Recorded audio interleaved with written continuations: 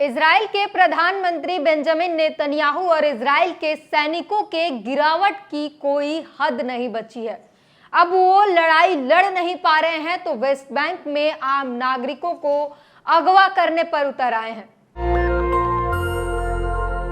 नमस्कार, मैं ब्यूटी गिरी और आप देख रहे हैं नेशनल दस्तक। जी हां, इजराइल की सेना लगातार हमास से मात खाने के बाद अब वो आम नागरिकों पर अपनी खुंदस निकाल रही थी और इसके बाद अब इस हद तक गिर गए हैं कि पहले तो कब्र खोदा और अब आम नागरिकों को कैद करने लगे हैं, आम नागरिकों को अगवा करने लगे हैं।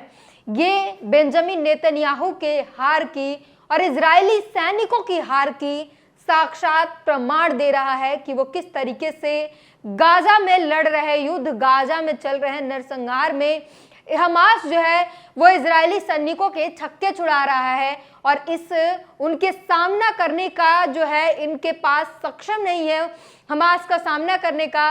और उसके बाद ये आम नागरिकों पर हर बार हमला करते हैं और इस बार फिर से वो अगवा करने लगे हैं फिलिस्तीनियों को। सोशल मीडिया प्लेटफॉर्म एक्स पर एम महावर अंसारी ने एक वीडियो पोस्ट किया है। उस वीडियो में साफ दिख रहा है कि कैसे इजरायली सैनिक आम नागरिकों को उठाकर एक वैन में भर रहे हैं और उसके बाद उन्होंने लिखा है, वेस्ट बैंक में इजराइल द्वारा नागरिकों को अपहरण किया जा रहा है। ये जो है बड़ी खबर आपको बता रहे हैं हम, किस तरीके से इजरायली सैनिक जो हैं अब आम नागरिकों को अपहरण करके उन्हें लेकर जा रहे हैं और उनके साथ क्या कुछ होगा ये किसी को पता नहीं है। ये साफ जाहिर कर रहा है कि किस तरीके से इजराइल के सैनिक जो हैं अपने हार का खुंदस आम नागरिकों पर, गाजा के बच्चों पर, गाजा के महिलाओं पर निकाल रहे हैं। वो हार रहे हैं हमास से, हमास उन्हें पछाड़ रहा है और उसी पछाड़ का जो खुंदस है वो लगातार आम नागरिकों पर निकाल रहे हैं। वहीं वाजिद खान ने लिखा है, अमेरिकी मीडिया ने इजराइल की पोल खोल दी है। अमेरिकी मीडिया वॉल स्ट्रीट जर्नल की रिपोर्ट, इजराइल ने हमास के 20 से 30% मुजाहिदीन को मार गिराया है। उसके बाद सवाल भी है, अगर इजराइल ने वाकई इतने सारे मुजाहिदीनों को शहीद किया है तो वह अब तक गाजा पर कब्जा क्यों नहीं कर पाया है? गाजा से अब तक एक भी इजरायली कैदी को रिहा क्यों नहीं करा पाया है? ये जो लगातार मीडिया रिपोर्ट्स में, चाहे वो अमेरिका के तमाम बिके हुए रिपोर्ट्स हों या इंडिया के तमाम बिके हुए मीडिया की बात कर ले, लगातार वो इजराइल को जीत हासिल करा रहे हैं और उसी को लेकर जो बताया जा रहा है कि 20 से 30% जो हमास के लड़ाकों को, मुजाहिदीनों को जो मार गिराया गया है, तो फिर अब तक इजराइल गाजा पर कब्जा पाने में असमर्थ कैसे है? अगर इतने बड़े प्रतिशत में मार गिराया है तो अब तक इजराइल का कब्जा होना चाहिए। और कब्जे की जो बात इजराइल कर रहा था गाजा पर, उसकी पोल खोल मिडिल ईस्ट की मीडिया ने कर ही दिया है।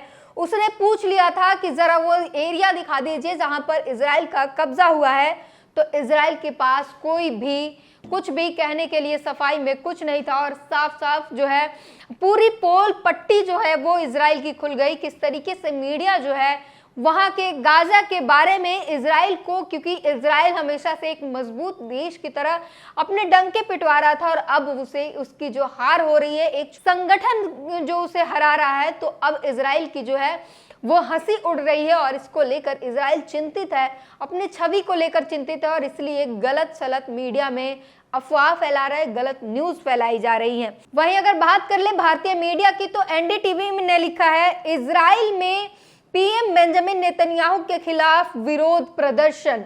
ये जो है लगातार वहां के लोग जो है वो लगातार प्रदर्शन कर रहे हैं और वो प्रदर्शन हर बार कुछ न कुछ तेज होता हुआ दिखाई देता है, हर बार वो प्रदर्शन तेज हो जाता है और वहां के लोगों की साफ मांगे हैं कि उन्हें अपने जो कैद में है, हमास की कैद में जो लोग हैं वो उन्हें छुड़ाकर लाया जाए। और वहीं न्यूयॉर्क टाइम्स की बात कर ले तो वो साफ कहता है कि इजराइल जो है वो अपने यहूदी कैदियों को हमास के कब्जे से रिहा नहीं कर सकता, जब तक इजराइल युद्ध करेगा, युद्ध के जरिए रिहा कराना नामुमकिन है। अगर इजराइल को कैदियों को रिहा कराना है तो उसे बैठकर बातचीत करनी पड़ेगी, सीज फायर करना पड़ेगा। ये अमेरिकी मीडिया न्यूयॉर्क टाइम्स की रिपोर्ट है, वो साफ बताया जा रहा है कि इजराइल जो है लड़कर अपने कैदियों को छुड़ा नहीं सकता, ये नामुमकिन के बराबर है। वहीं आपको पहले से पता है कि तुर्की किस तरीके से हमास के समर्थन में है और पहले दिन से, युद्ध के पहले दिन से ही तुर्की ने कहा था कि हमास के समर्थन में तुर्की खड़ा है और एक भी खरोच इजराइल द्वारा आई तो तुर्की इसका बदला लेगा। और वो जो है अब इस बार हमास के प्रतिनिधि मंडल की बैठक हुई है तुर्की के साथ। आपको पढ़ के सुना देते हैं। वाजिद खान ने लिखा है, हमास के राजनीतिक प्रमुख इस्माइल हानिये के नेतृत्व में एक बड़े प्रतिनिधि मंडल ने तुर्की का दौरा किया। तुर्की के विदेश मंत्री हाकन फिदान ने हमास प्रतिनिधि मंडल का स्वागत किया। तुर्की गाजा युद्ध विराम और गाजा के पूर्ण निर्माण के लिए प्रयासरत है। तुर्की फिलिस्तीन और गाजा का समर्थन करना जारी रखेगा। तुर्की के विदेश मंत्री का हमास नेता और प्रतिनिधि मंडल को आश्वासन दिया है। ये तुर्की के तरफ से बड़ा बयान है और तुर्की जो है पहले दिन से समर्थन में खड़ा है हमास के और वो अभी भी कह रहा है कि फिलिस्तीन का पुनर्निर्माण किया जाएगा। युद्ध विराम पर जो है, गाजा में जो है युद्ध विराम पर तुर्की काम करेगा और फिलिस्तीन में जो कुछ भी बर्बादियां हुई हैं उनमें फिलिस्तीन का पुनर्निर्माण करने की तुर्की ने आश्वासन दिया है हमास को। हमास के प्रतिनिधि मंडल के साथ बैठक हुई है, उसमें तुर्की ने ये आश्वासन दिया है और उन्हें भरोसा जताया है। ये जो है बड़ी खबर है तुर्की के तरफ से, क्योंकि लगातार जिस तरीके से तुर्की साथ दे रहा है हमास का और उस पर नजर बनाए हुए है, हमास के समर्थन में हर एक कदम पर तुर्की खड़ा है और अभी भी वो कह रहा है कि फिलिस्तीन का पुनर्निर्माण किया जाएगा और युद्ध विराम पर तुर्की जो है वो काम करेगा। वहीं अब भारत की अगर बात कर ले बेरोजगारी की, तो बेरोजगारी ऐसे आलम पर है कि इजराइल जाने को लोग मजबूर हैं और इसको लेकर देश में लोग आवाज भी उठा रहे हैं। अनुपम ने लिखा है, तो क्या अब इजराइल के युद्ध क्षेत्र में भारतीयों से मजदूरी करवाकर मोदी सरकार प्रति वर्ष 2 करोड़ रोजगार वाला टारगेट पूरा कर लेगी? ये जो है, क्योंकि इस वक्त जिस तरीके से इजराइल में हमले हो रहे हैं और हिजबुल्लाह जिस तरीके से अटैक कर रहा है, वहां की इमारतें ढेर हो रही हैं, उनको बनाने के लिए भारतीय मजदूर भेजे जा रहे हैं। भारतीय मजदूर जिस तरीके से अपनी जान हथेली पर लेकर इजराइल जाने को मजबूर हैं और उनसे पूछा भी जा रहा है, तमाम न्यूज चैनल जो है उनसे पूछ रहे हैं कि आप इजराइल क्यों जाना चाहते हैं। वो साफ कह रहे हैं कि भारत में रोजगार नहीं है, हम अपने परिवार का पालन पोषण करने के लिए इजराइल जाने को मजबूर हैं, क्योंकि हमें अपने परिवार का पालन पोषण करना है, भारत में रहकर कुछ नहीं हो पाएगा, इसलिए वो इजराइल जाने को मजबूर है। और इसीलिए प्रधानमंत्री नरेंद्र मोदी पर सवाल खड़े हो रहे हैं, क्या इजराइल भेजकर हमारे जो भारतीय मजदूरों को इजराइल भेजकर 2 करोड़ का जो वादा था वो पूरा किया जाएगा? मौत के मुंह में भारतीयों को धकेल कर ये 2 करोड़ रोजगार का जो है वो वादा जो था वो पूरा किया जाएगा। वहीं गाजा और इजराइल और हमास के युद्ध को लेकर लगातार लोग अपनी प्रतिक्रिया दे रहे हैं और इसी बीच असरा नाज ने लिखा है, अस्सलाम वालेकुम।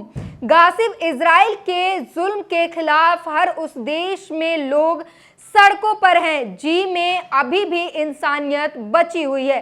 बर्लिन के लोगों ने भी गाजा में इजराइल के होने वाले जुल्म के खिलाफ आवाज उठाई है। हैशटैग गाजा, हैशटैग फिलिस्तीन जेनोसाइड, हैशटैग बर्लिन। लगातार लोग जो है वो गाजा में चल रहे नरसंहार के खिलाफ अपनी आवाज बुलंद कर रहे हैं और वहां के बच्चों और महिलाओं पर जिस तरीके का अत्याचार हो रहा है उस पर लोग अपनी आवाज उठा रहे हैं और ये पूरी दुनिया में लोग इजराइल को घेरने की कोशिश कर रहे हैं। वहीं इंटरनेशनल कोर्ट में भी कई देशों ने केस किया है इजराइल पर और वो मांग कर रहे हैं युद्ध विराम का, क्योंकि वहां पर जिस तरीके की तस्वीरें आ रही हैं और बच्चों और महिलाओं की जिस तरीके जो युद्ध के जो निशाने पर जो बच्चे और महिलाएं बने हैं और जो भुगतान बच्चे और महिलाओं को करना पड़ रहा है वो सभी ने देखा है। पूरी बातचीत पर अपनी प्रतिक्रिया जरूर दीजिए।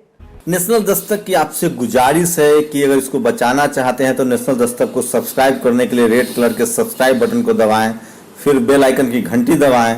नेशनल दस्तक को बचाने के लिए बहुत जरूरी है कि हर खबर को शेयर करें, लाइक करें, कमेंट जरूर करें।